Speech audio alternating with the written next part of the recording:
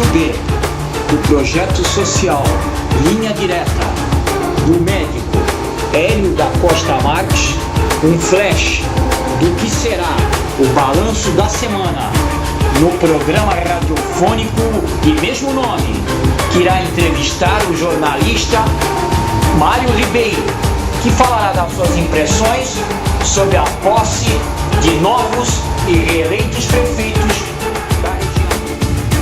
Se autocomemora pelo seu aniversário e ao mesmo tempo abraça todos os santistas, aos seus administradores, ao povo de modo geral e aos nossos ouvintes, moradores aqui de Santos. Recebam o abraço de todos nós aqui da produção. Não tem como a nossa querida cidade de Santos. Agora, como o senhor disse que ela está lá com sono, um pouco sonolenta, né? Isso é real mesmo ou não? Adriana, muito bom dia para você, minha amiga. Prazer.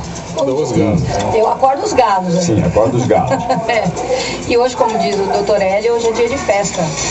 Serão 467 velhinhas para se apagar hoje à noite, né?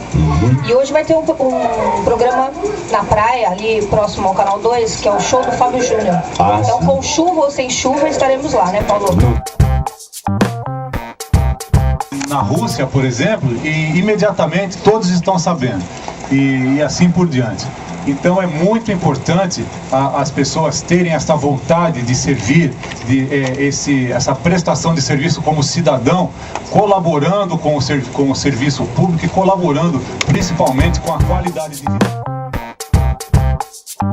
No fechamento desse flash de notícias, prevendo a vinda do jornalista Rodolfo Amaral no dia 2 de fevereiro, o Estúdio B também homenageia Adécio Couto Clemente, o nosso comentarista de gêneros, que irá ser homenageado pela Escola de Samba 28 de setembro, agora, dia 29 de janeiro, a partir das 20 horas.